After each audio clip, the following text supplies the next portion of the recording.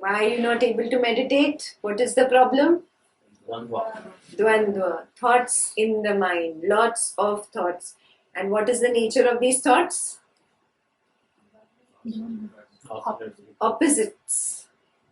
They are opposites. They are opposing thoughts. They are conflicting thoughts. I want this. I don't want this. I like this. I don't like this. Opposing thoughts. The entire creation has been created in opposites. We have done this in happiness program. Yeah. Day, night, summer, winter, happiness, sadness, good, bad. There is nothing that is single. Everything in the world is in opposites. Everything is in a couple. Yeah. The couple is called Shiva and Shakti. Really. Yeah. It starts from Purusha and Prakriti. Prakriti is the Shakti and Purusha is the Shiva. Yeah. Right from there, everything is in couples. And this couple is opposites. Yes. So, it's okay, just go to the first slide. Arohi, you don't have this slide in that. Yeah. Just sweep all the way to the beginning of the video.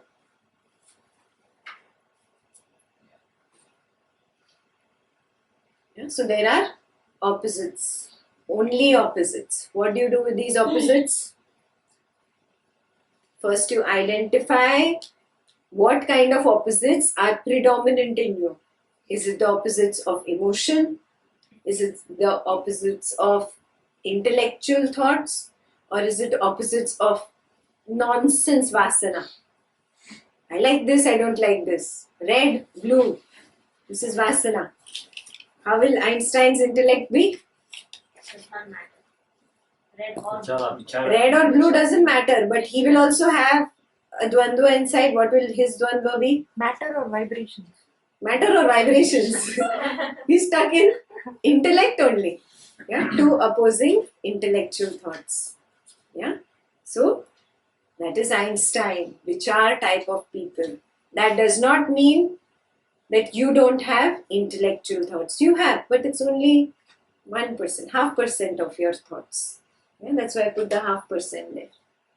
Yeah? And also, only 0.5% of the population is really Einstein type. Yeah? Inventors, research workers, and doctors who just do research. I have a friend who just does a study on sleep and what happens in sleep. He doesn't care about the money he makes. He doesn't care about the mansion that his wife has purchased. He doesn't care about anything. I don't care what you want to do with that money. I'm only interested in the research of sleep. That's his driving force in life. We did our medicine together. He's reached PhD just in sleep. You specialize and just in sleep studies. He's totally that way. He doesn't care. You give me yogurt to eat, you give me milk to eat, you don't give me anything to eat, doesn't matter. He'll wear a chappal and just walk out. His shirt will be torn, but he's a multimillionaire. Super intellectual types don't really care for the small things that we care. Yeah? Before stepping out of the house, you'll at least use a comb and you'll do this. His hair is standing like that. He doesn't care. He walks into a hospital and the dean says, look how you are dressed. Can you at least look a little decent? And then he has to do something about his shirt or whatever. He's always like that. That kind of a personality he was. But very sharp, very intellectual. Yeah? Only 0.5% of the population is like this. And 0.5% of our thoughts are intellectual. We also go into intellectual. Like this whole session, you've been using your intellect, no? Mind comes up, oh, I want to sleep, I want to eat watermelon, I want chai. That time, you go to your mind. But then you come here, when I pick up the stick and I make you listen, then you are totally in the intellect, in the vichar mode. But slowly the mind creeps in and then you go out. And again I bring you here. Are you seeing this happening to yourself? Yeah? So you do get into the vichar mode, but you are not the vichar type, probably. Probably. There could be the 0.5% people, one of you. The next is the creative type. Totally bhavnatmak. Yeah. Aditya's friend, I don't have a friend of this type. She makes sculptures. Yeah. The whole basement is full of sculptures. She doesn't care what you do with the sculpture. She just keeps making. And her husband was like, what am I going to do? I have a basement full of Ganeshas. There's no Ganesh Chaturthi coming up. So he's like the marketing head in his company. So he has that kind of a business-like mind. So he somehow went and got into a contract with Walmart, Costco and all. And he sells the murti. She doesn't care. She has no idea whether one little statue sold for $1 or $1,000. She is just interested in making more and more Ganeshas. Bhavnatmak. That does not mean you don't have that kind of bhavna or passion. You also go into your creative side. Yeah? But it's not predominant. 0.5% of the people are like this.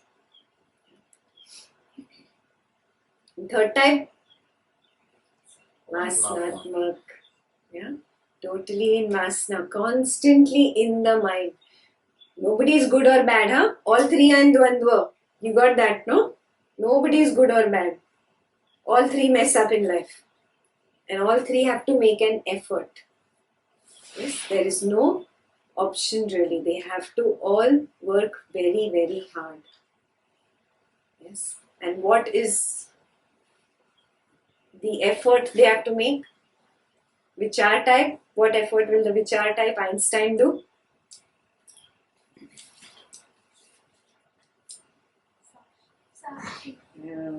You don't remember, huh? You're doing Ashtagra. Be a Sakshi, be a witness. Yeah, because two intellectual thoughts. Matter, vibration goes on in his head. Yeah, he has to first separate himself to see clearly what it is. Otherwise, he'll sit 6 hours in the bathtub just thinking about matter and vibration. Yes. What is the methodology for the Bhavnatmak? Be mindful, conscious of the emotion. Yeah. So when you are in an intellectual mode, you be a witness. When you are in total bhavna, yeah, full of love, passion, hatred, anger, you become aware, completely aware. Oh, this is the emotion I am experiencing. And this love only is hatred, really. Yeah? Emotions are very transparent. If you look very carefully, 100% conscious of your emotion, you'll see the other side of the emotion because it automatically turns. That's what we do in our chakras, no? Yeah? Base of the spine. What do we turn? Negative to positive? Inertia to creativity. Then second chakra. Second chakra, sex chakra. Lust to? Lust to creativity. Inertia to enthusiasm, base of the spine. Lust to creativity. Next. Greed and jealousy to joy and generosity in the navel. Then in the heart. Hatred to love. Hatred and fear. Fear also you feel here, no? Fear and hatred to love. In throat. Grief or sadness to gratitude. Yeah. Here. Anger to awareness, sharpness, focus. On top of the head is just this. Yeah? You can actually see the emotion. When you're really observant, it turns around. Yeah? It turns around. That's how you will see, oh, love and hatred are the same. Yeah? Jealousy and joy is the same. Greed and generosity is the same. It turns around. It turns around. It's like water. Emotions are like water. Intellectual thoughts are opaque. They are like stone. Yeah. That is why you need some effort for the thoughts. For emotion, you can just observe, it turns around. For the thought, what is the effort you have to do? Not choose this, not choose this. Where? The center. Yes.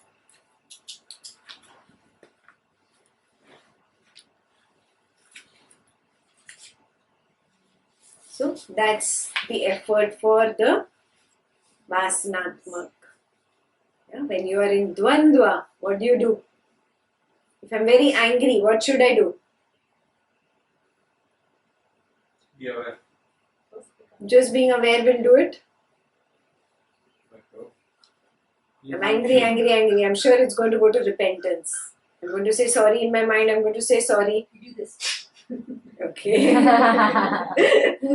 Is that good enough? I'll say I'm sorry.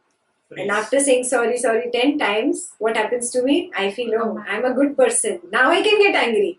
And after some time again angry.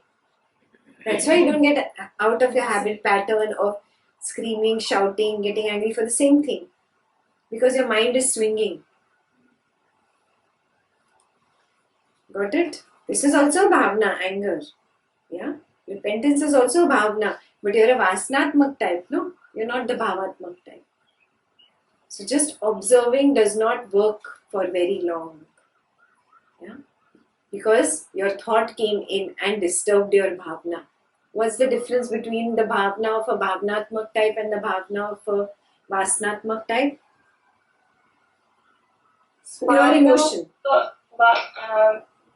Bhavnatmak, they completely feel it. I mean, completely 100% emotional. But the other person is like, okay, it's just superficial. Still, the intellect is working over there. Correct. Thought will come in between your emotion. It's thought mixed with bhavna for the vasanatmak type. For bhavnatmak type, pure emotion. So lost in the emotion, there is no thought, no logic, nothing works. Got it?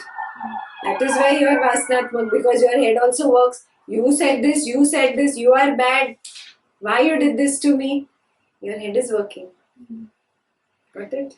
As a kid, we are probably more bhavnatmak. Yes. Absolutely pure in your emotion you were as a kid. Then later on your intellect develops, ego develops. And that's where all this vasana comes in. Vasana comes in very late in life. First bhavna comes because that's a part of your nature. When you're a little baby, mommy gives me milk only when I cry.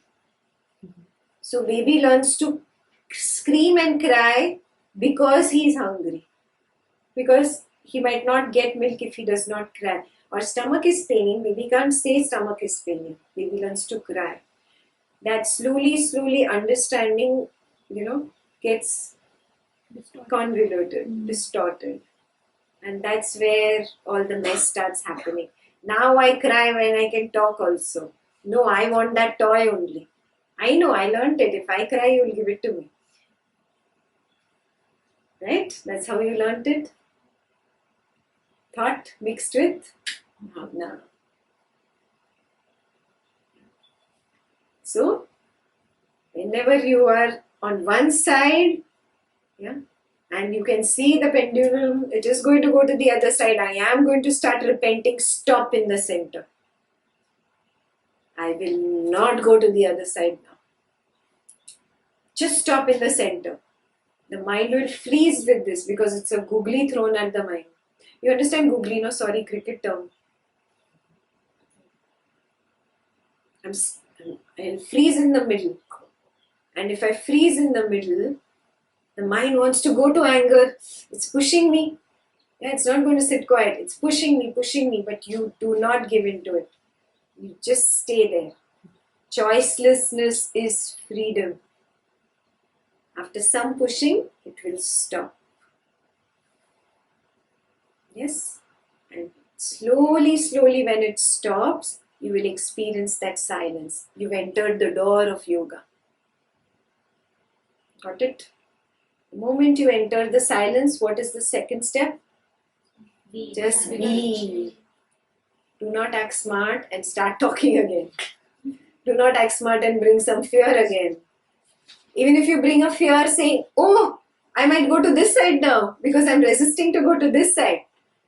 Just this thought is good enough. You've gone to that side. Yeah. Now there is a more complex level which I have not spoken about. You could have multiple dvandvas going on at the same time. Yes. To explain, I just explained one dvandva at a time. Yeah. Anger, repentance. Yeah.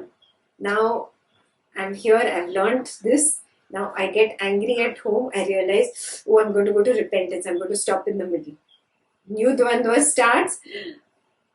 Oh, no, but what if I get angry? I'm in knowledge. I should not get angry. New dvandva has started here. The mind is very smart. This dvandva you stop, it started another dvandva. That also you have to stop. It will start another dvandva. Okay, don't get angry. How about eating some food? Let me eat this food or that food. You know, this food is good for anger. It will calm you down. You should eat cucumber fire and you will go down. You have to stop this dvandva. Are you seeing? All related. The mind does not want to be in the center. You didn't experience this? Yeah. You did, but you could not point it out. Yeah? So the complexity is quite high. Yes. So you understood this part. Now just recognize that this multiplies. Related multiply. Related multiply. Yeah, it's not unrelated multiply. The mind is just trying to fool you out of that so that you stop being in the center and go right or left. Somehow she moves. Yes? You have to become stronger than that. Cancer. Got it? Multiple dvandvas happen. So if I could have multiple pendulums going there, all in front of each other, you have to stop all of them. You have to be a juggler. Yeah? You start with one. Simple, we'll start. Yeah, very simple. Food habits, every time you sit down to eat, every time you're standing in the shower, taking a shower, see, are you standing on both your feet? Simple things you start with. Yeah, very simple things. Yeah, you put on the cold water shower and observe the dvandva. It's okay. I am not going to move from this. Yeah, otherwise the body will say, only put the hand in. Cold water, only hand, only leg. No dvandva. I'm going to stand on my 2 feet under the cold shower. I'll stand for 10 seconds, but I'll stand. Yeah? Just be there. Do small experiments of coming to the center. Yeah? With continuous, every day one new experiment you have to do. With continuous experiments, slowly you will be able to do at the mind level. Got it? Yeah. Did I scare you by telling you the complexity? I guess he knew it, but he didn't express it. Yeah. Next we went on to desire. Now, my vasana is always a desire. I like this, I don't like this. I want this, I don't want this. This is a desire. Yeah. Desire is like clouds. Yes. Now what happens to that cloud? I should let it pass. My mind does this. I should let it pass. How does it become a sankalpa? I hold on to it. When I hold on to it, that cloud breaks and there is rain, there's water. Becomes a sankalpa. Yeah. The moment I've decided, I've taken the arrow, put it on my bow, pulled the string. Yeah. It's a sankalpa. It's a will to do that. Whatever it is, good or bad, could be anything. Huh? The moment I let go of that arrow, it becomes my karma and conditioning. Yes. How a sankalpa which I don't release doesn't become a karma? Yeah, it comes to me. Yeah. And a stranger on the street, I don't know, I've never seen. Some Sanchita karma from the past triggers kicks in and I experience a not so good feeling towards him or her, whoever that stranger is. I want to, kind of do this or say I don't like you or want to say get lost or whatever. I want to react. But I realize, oh, this is silly. Yeah, I don't know the person. Why am I even feeling this? And I just smile. I do not really release that arrow of anger or hatred. I smile at the person, I wave and I move on. So what did I do? I prevented that cloud from becoming water. Desire tha to hate the person. I didn't act on that desire. But if I decide, oh, I am really going to say to this person, I don't like you. Please don't sit here or don't work here. I don't know why, but I don't like you. Yeah, I made up my mind to say this to him. This is Intention. sankalpa. You understand the difference between desire and sankalpa? Yeah. And the moment I release that sankalpa, what happens?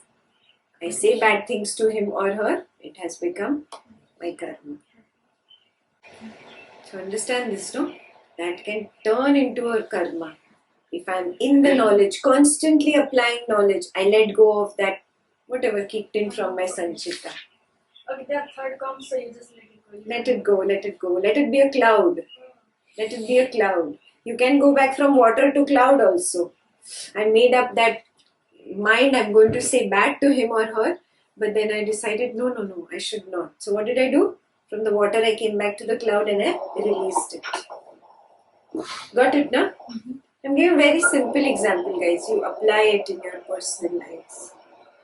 Yeah, like for example, if you've sent an email and there is a way of retracting that email before it reaches or the other person reads it. Yeah. Yes.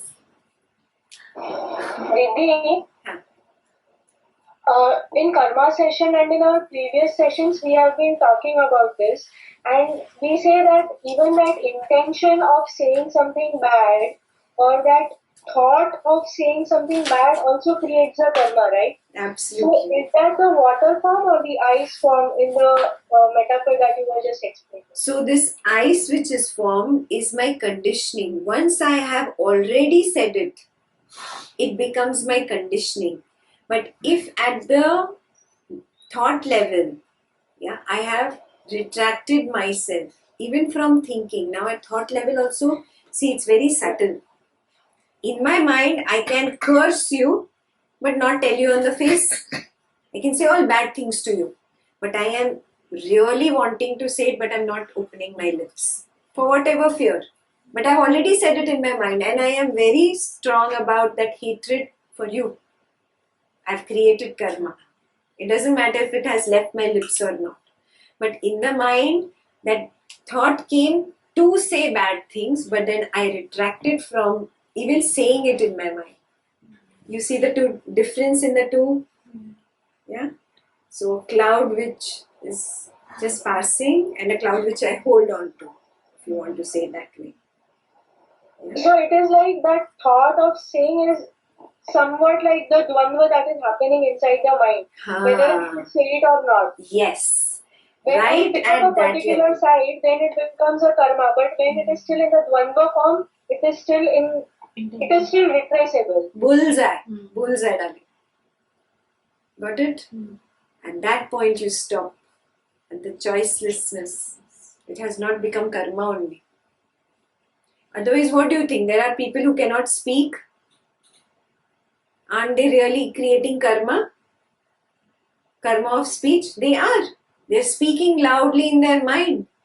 They're screaming and shouting and hating you or cursing you or being jealous of you or whoever. In their mind, they cannot speak. God took that ability away. But that person is creating karma. So got it? Just at that stage before you start saying it in the mind, make up that willpower to say it. That's a sankalpa in the mind. you retract back. Even after a sankalpa, you can retract back, like we discussed. Even after saying bad things to her, I can go and say sorry. Yeah? But seed is still there. It's a chota seed now, but it's there. Yeah. Clear? Yeah.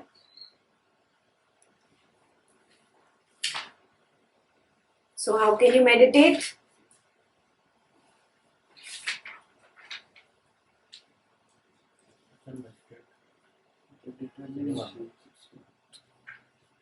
Backstreet. Choicelessness. choiceless. No, this is choicelessness, being completely choiceless. Yeah. The moment I choose to be choiceless, yeah, that's the best kind of choosing. Yes. Then only can you do nothing, want nothing, and be nothing. Yeah. Even if you think in your mind, oh, I am a great person sitting here, I'm the best in the room. Finished, you can't meditate. Ego will not let you meditate. Yeah? Dropping all kind of dvandva. So many silly dvandvas we spoke about, no? Dropping all kind of dvandvas about I am, I do, or I want. All kind of dvandvas. Be choiceless. Choicelessness is freedom. Yes? Then only will you disappear into the silence, into nothingness. You can dissolve into this only if there is no raga, no dvesha. I am nothing, I want nothing, and I do nothing. Yes? So, to understand choicelessness, he gave you two paths. First, if you are a beginner on the path, what do? Make an effort. Make an effort. Action is required. Action is the means. Yeah? To enter that door of yoga, the action is to be choiceless. Once you have entered that door of silence, yoga, then be silent.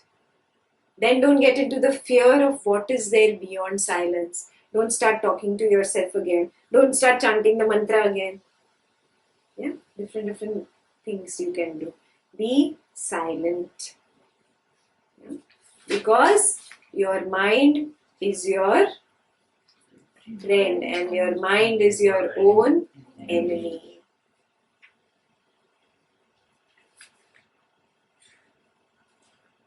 Yeah? When is your mind your friend? When it's centered and lets you go into that silence. When is it your enemy? Out of control, oscillates. Keeps going to either one side or the other. It is your enemy. Yeah. So what are the qualities of a sage? Equanimous. Samatvam buddhi. Yes. For such a person, mud and gold are same. Good and bad person, same. Yeah. Happiness and sadness, same. Everything is same. Clear? Then he told you techniques how to go deeper. Yeah, what will help you? You use an asana. Where's your asana? Everybody has one? Good. You should be sitting on it when you meditate, huh? That's good. You can fold it and keep it aside when you're not meditating. Because right now you could go into dvandva in your mind and you could be in a negative kind of mindset. That time you should not be just simply sitting on it. Yeah? So you sit on it only during meditation and then you keep it aside. Fold it and keep it aside. Every session, get your asana. It can just be a piece of, small piece of cloth on which you sit. Yeah? Someday if you're feeling very horrible, you had a big fight or there is a big problem at home, what should you do? Go put your asana down and sit. the vibration of the asana will help you calm down. Yeah, because so many meditations you've done on it. Yeah, so it catches the vibration of that silence. If it's possible, have a wooden seat. I have that chota seats you get in India. I don't know what you call them. Part bolte na hum log. Oh, yeah. Moda. Muda. I don't know what it's called in South Indian islands.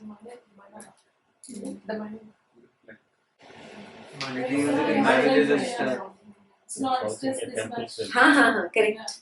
But it's huge, so it can fit such a big person. It's an asana. Yeah. So you can't really carry it. You just keep it in your puja room, or you get it in Indian stores here also. You have to just get the correct size. Please sit on it and see that you can sit in cross legs. So I use that is like a fixed thing. I have my own, Aditya has his own. We have our own cloth over it. A nice pretty woolen cloth I have. So you feel very nice that I have a little mandir where I go and sit and meditate. It's very inviting also. So you feel like meditating.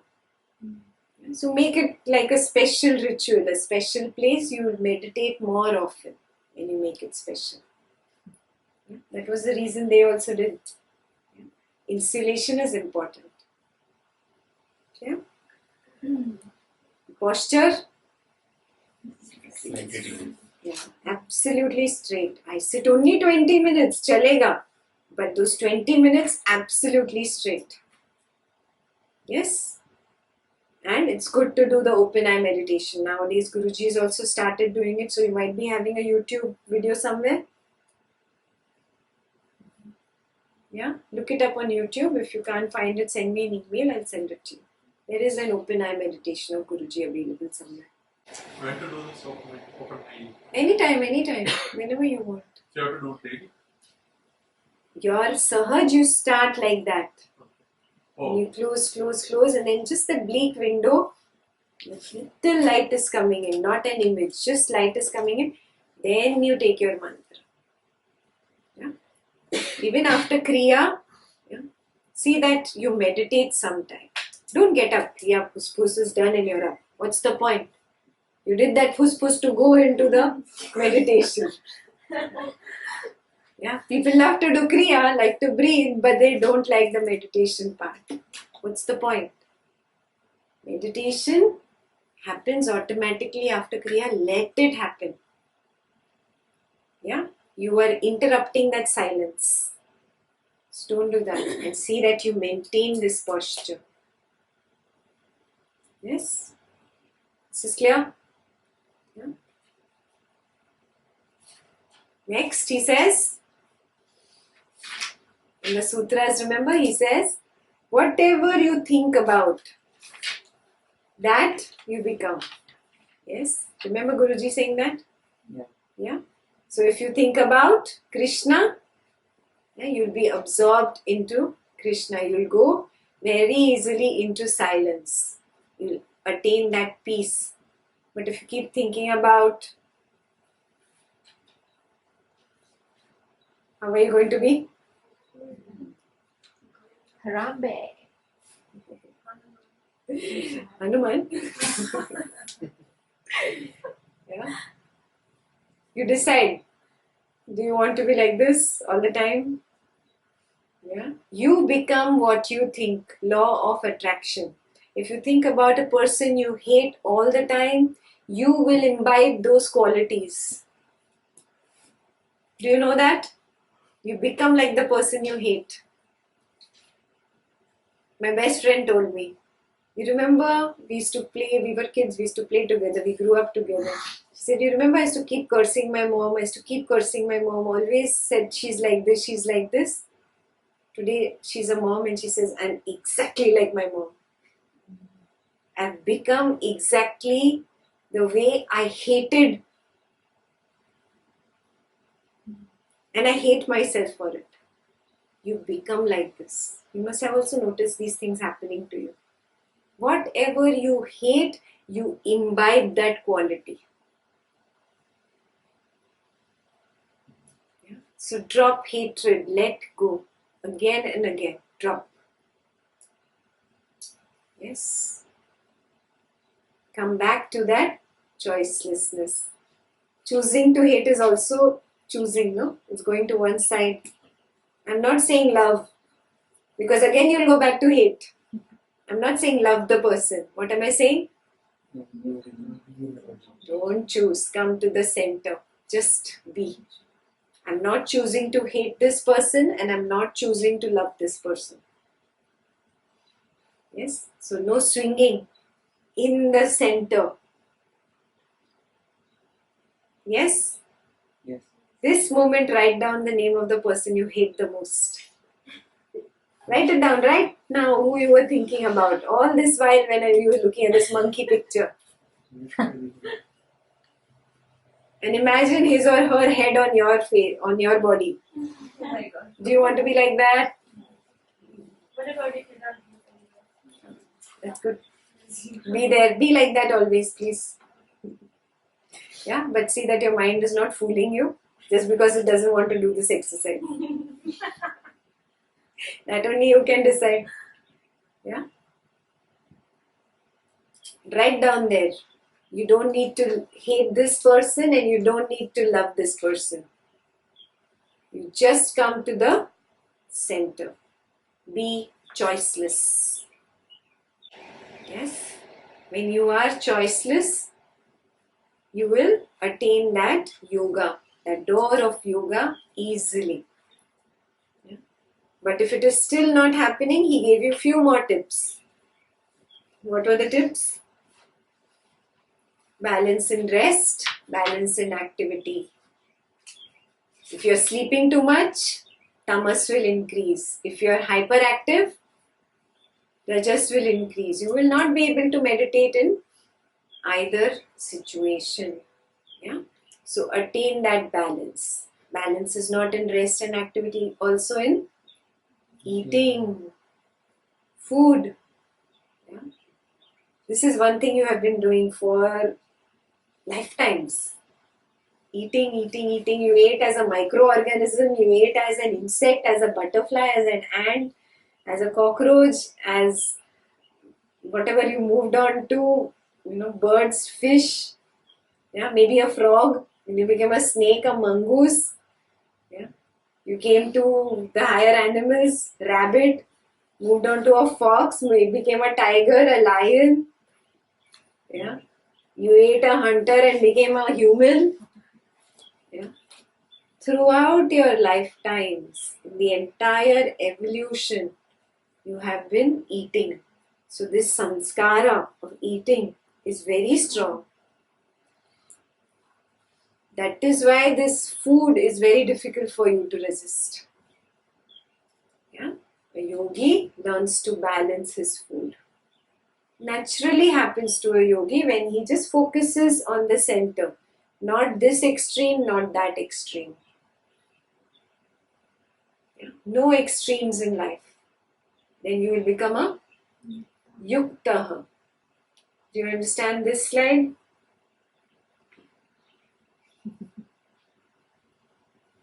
Yeah? Look at this carefully.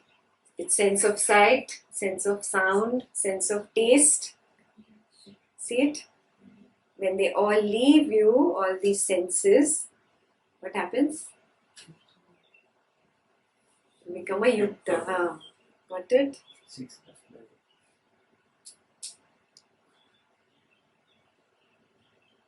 You be a yukta, O Arjuna.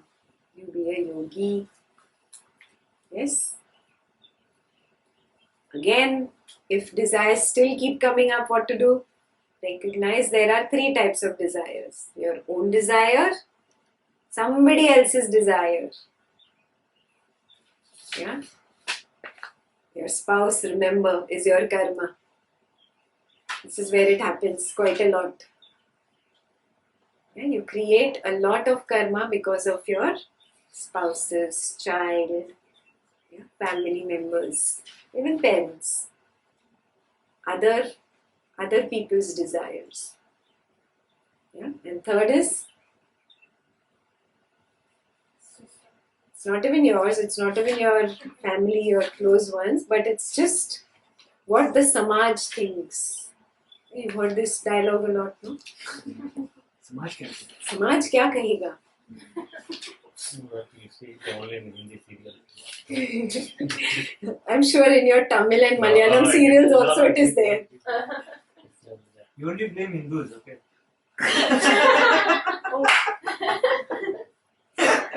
Mitesh, yeah, recognize these desires are again the cause of Dvandva. Recognize desires and again become choiceless. Be in the center again and again. Whether it is my desire that is coming up or his or her desire or what people will say wala desire. I'm sorry, can you explain what the third one is? The major viewers are. It's a rat race. Everybody is running behind money, so I also run behind money. They're all in suits and corporate attire, no? I think they are doing marathon. Oh, sweet. You missed the suits. It's a rat race. Everybody is in high profile jobs. I have to also run. Like, I have to become president. I have to become director. Run. peer pressure. Yeah. I don't know why I'm doing it. Oh, he's doing it, she's doing it. I have to also do it. Run. Getting it? Yeah. Just because the entire society is doing it, so I'm doing it. I have never stopped to see why am I doing this? Do I really want it? Just running. Yeah, like fashion. Girls get into this fashion thing, new fashionable thing I have to wear. Yeah, new shoes in the market, discard the old ones. I'm going to wear new type of clothes. Whatever you get into. New gadgets. Oh, she has an iPhone 7, huh? 7. He has iPhone 7. I also iPhone 7. Whatever, Samsung 6, 7. S7. S7. He has an S7. How can I be with a 6? I have to take a 7. Rat race. Societal pressure. The people who run advertisements know this about you, huh? They know this so well. They're like, let me make an ad like this, very emotional, very cute, make that product look like out of the world, but trap the audience. Yeah? The day that ad comes out, next day you'll go and purchase it. They take advantage of this tendency of your mind. But, So, like, living in our community back in Nepal, or I don't know about India, but in some us, their opinion really matters. For example, even if you don't want to get married, you will talk about the social getting married. For example, are they going to come and take care of your children? I know, but being in Are they going to come and take care of your husband? What if he plans to divorce you? I'm just saying. Stand up for your dharma, guys. What you think is right is your dharma. Whether you want to get married or you don't want to get married is your choice. Whether you want to have kids or don't want to have kids is your choice. Whether you want to be a housewife or a working woman is your choice. You don't have to kill yourself and take up a job and work just because what will my neighbors say or what will my friends in kitty party say that I'm the only housewife and they are all earning. Nonsense we get stuck in, guys. Total nonsense. The other main conflict I always go through is like when girls goes into menstruation, there are so many rules in the house. Don't touch this, don't do this. So what is this? All Purane Zamane ka stuff. It was basically why that during menstruation you're going through so much to give you rest. Now you feel all this samaj ka pressure, so you are not taking rest. So they say, okay, you don't touch this, you don't touch this, you don't touch this. That got convoluted. Read history, you will understand how all this happened through the ages. It's got distorted. There was nothing that if you touch God, God is going to become impure. How? God has given you menses. Yeah. So you understand this, but how you live with the people who like really, in our life. Don't be rude, don't be mean. Keep your stand, lovingly say, this is what I believe and I will stick to it. Yes? I know you don't agree with me, darling, but this is the way. Okay. Learn to speak. It's a skill. Yeah? To keep your stand, to be firm, lovingly. It's very easy to keep your stand and be really rude and harsh. Very easy. I will never ask you to do something easy. But after that, some blackmail happens from the and if you say, no, I don't want to do this, and be smiling and say, I keep doing it, and then say, oh, you're not following me, you're not respecting me. That's fine. That's fine. Lovingly. Every time come up with a different way to explain. Lovingly. You don't have to convince anybody. You don't owe an explanation to anybody in life. Really, really. You have your own karma. Even if it is your own mother or father, they have their own karma. If it is your own child, he or she has his own karma. Yes, you are your own individual. You deal with your karma. You deal with your mind. You calm your mind. You will be able to spread love. Yeah, that's the highest achievement in life. Spreading love. What is greater than that? If you can give love, they will not even think about why you got married or you didn't get married or why you had children or whatever nonsense you were talking about. Yeah. Give love, so much love that it fills that lack in their life. Yeah. People have concepts because of lack in their life. Yeah.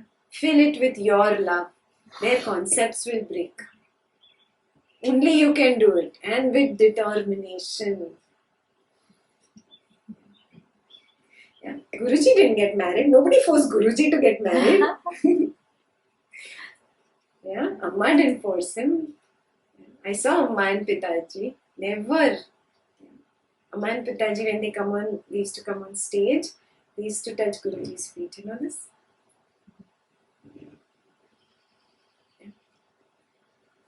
Raise yourself so high that nobody, no societal pressure like this can even touch you. You become so strong. Only with love, compassion. That is your true nature. Right? You come out of that silence of yoga. You'll see your true nature the moment you enter that silence and become established. Anger doesn't happen only. You have to act sometimes. Like I tell you sometimes. Better do your homework, okay? I'm not really angry inside. Yeah? It's an act. It has to be put on. Yes. A natural compassion from within emanates. Natural love emanates. Who you are really comes through. Yes? Then nobody, nothing, no other people's desires, societal desire, all this is very far. Even your own desire doesn't touch you. Your mind stops coming up with desires. Chat, stops. Stillness. Yeah? And it will reflect from your personality.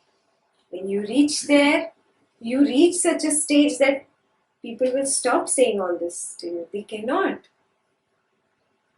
Yeah? They feel different in your presence. You make a firm determination. This is where I need to get. This is the highest. When you get there, nothing else touches you. Yeah? And I'm talking from experience. Yeah?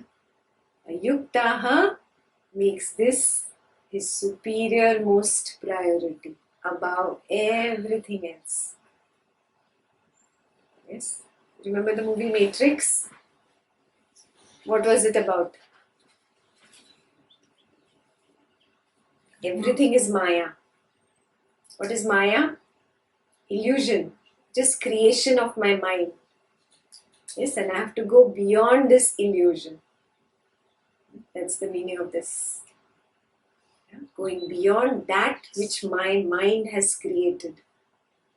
So, one more homework to the list. Watch Matrix with this understanding. And Inception. And Inception. Inception is Yoga Vasishta. You watch when you do Yoga Vasishta. At least start now with Matrix. With this understanding. Everything is an illusion. Yeah? And there'll be a scene in the movie, those who have not seen, where Neo's told, free your mind completely. Yeah, it's only in your mind that if you jump from the tallest tower in New York, you jump down, you're going to die. You will not die. Yeah, if you free of your mind of this limitation that I am this body, yeah, you can jump and land on your feet. And he does that. And he lands on his feet. Free your mind. Watch it with this understanding. All these movies have been taken from our scriptures only. Inception is so beautiful, Didi. I mean, it's wonderful how they described about mind, how we can create our own thing and become our obstacles, and Yes. really amazing. Yeah, so, what is the duty of a human being? Guruji said. You keep asking, no, what is the purpose of this life? Same thing I'm doing. Every day in the morning I get up, I take care of this family, that thing, that children, I go to work, I do this. Yeah. Same money I make, same houses I make. I'm doing the same thing, same repetitive cycle.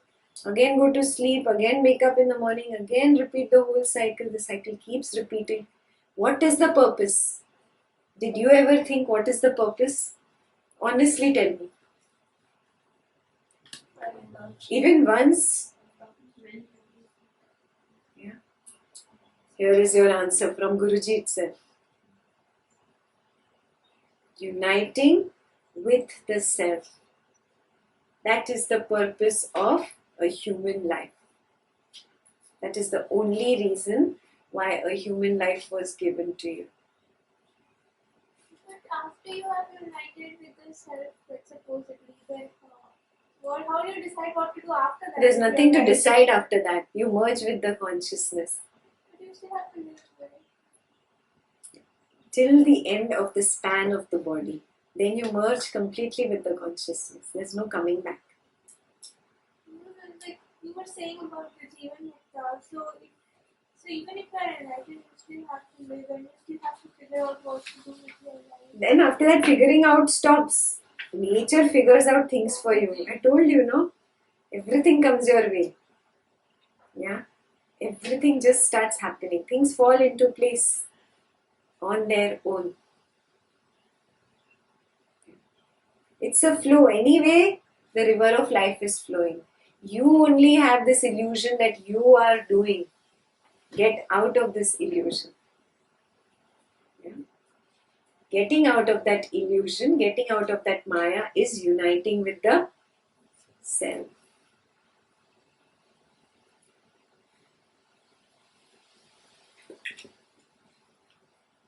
How? Abhyasa and Vairagya. You saw both the slides? Abhyasa, constant attention where? Center. Choicelessness. Yes. And Vairagya. Until and unless you do not get bored of this world and the five objects of senses, you will never be able to unite with the consciousness. So if you're still not bored of this world, please get bored. High time. Don't you think so? How much more? Same thing, same thing, same thing.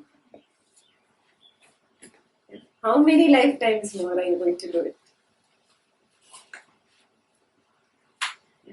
Vairagya towards this Jivan itself. We'll do this in Upanishads. Your biggest desire is Jiveshna, the desire to live, as in a body, in a physical body. How much more? How many times more? Do you want to go back to school again? Remember your Khan madam? Yeah. How many times? Ask yourself this question. How much more? This will bring dispassion, and you will be able to go deeper and deeper and deeper into your silence.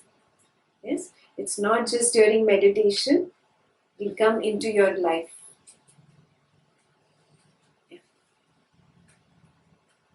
And if you're unsuccessful, what happens?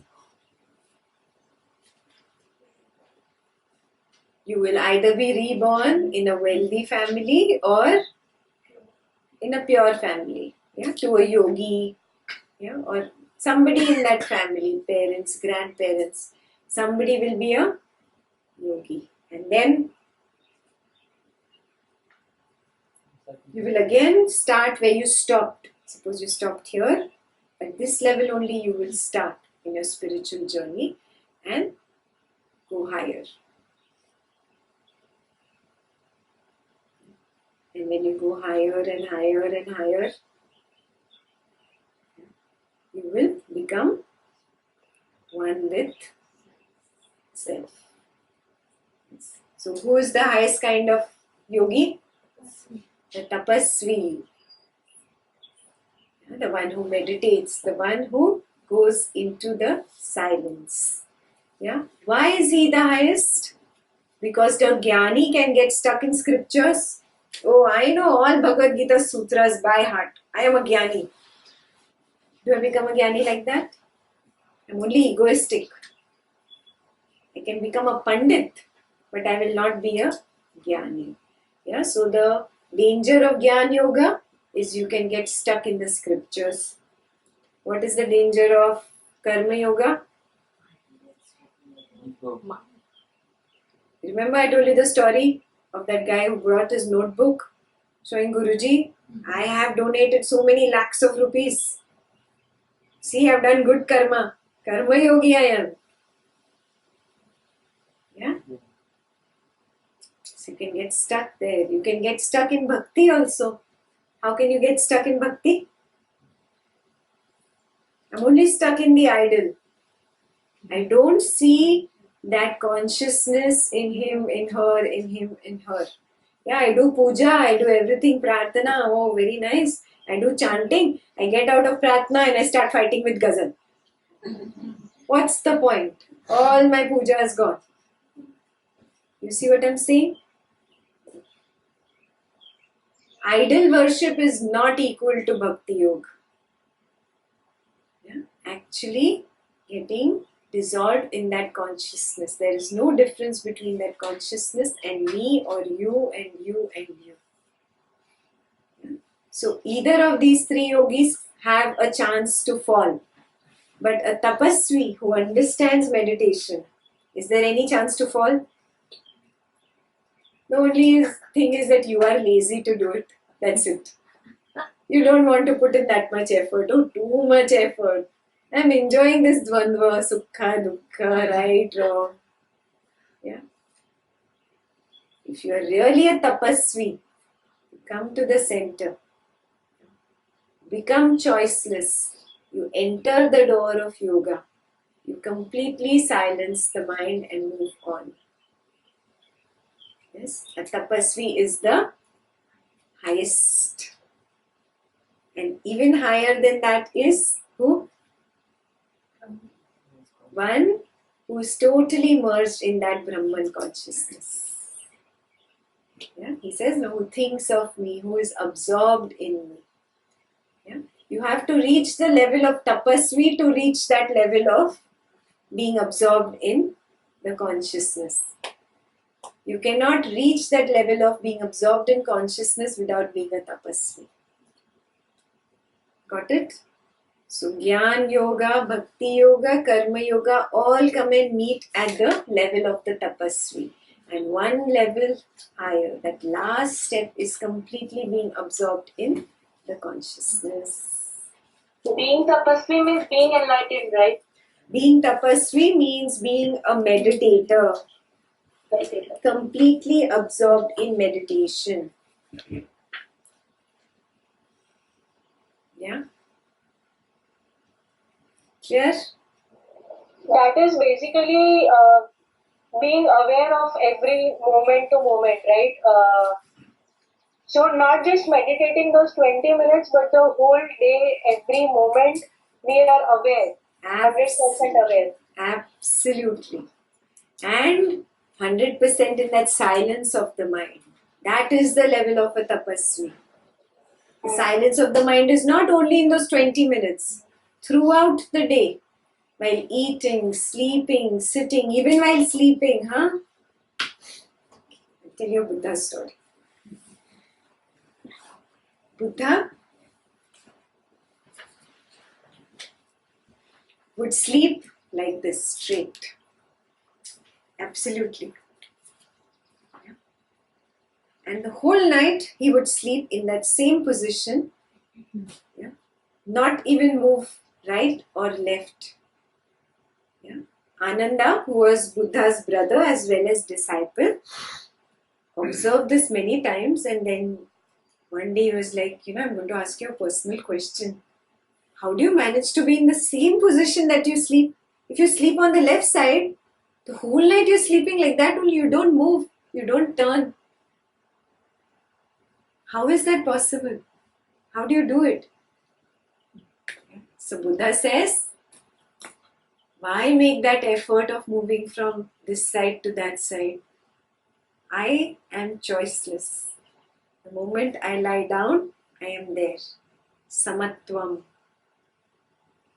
Why even go this way or that way? It's only the mind that wants to go right or turns left. Have you noticed? If you are really aware during your sleep, you will see it's the mind first saying turn right, then you turn right. The mind has made the decision before the body turns. Become aware in your sleep also.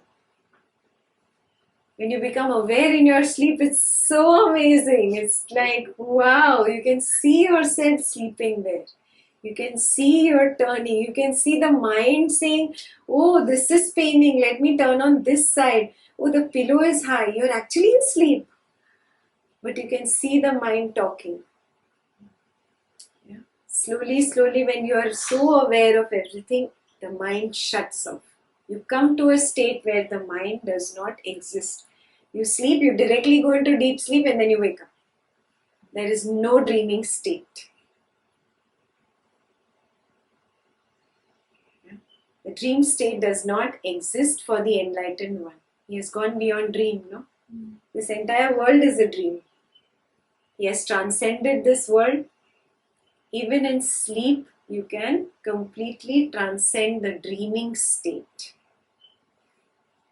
From waking, you'll go to deep sleep and you'll be back up. It's the purest form of sleep. And that deep sleep in which you are aware, not awake, you are aware, completely aware how you're sleeping, what's happening. Every heartbeat you're aware. You can see the body sleeping. When you're completely aware and there is no dream-like state at all, that is closest to Turiya Avastha. The fourth state of consciousness where you merge when you get out of the cycle of birth and death.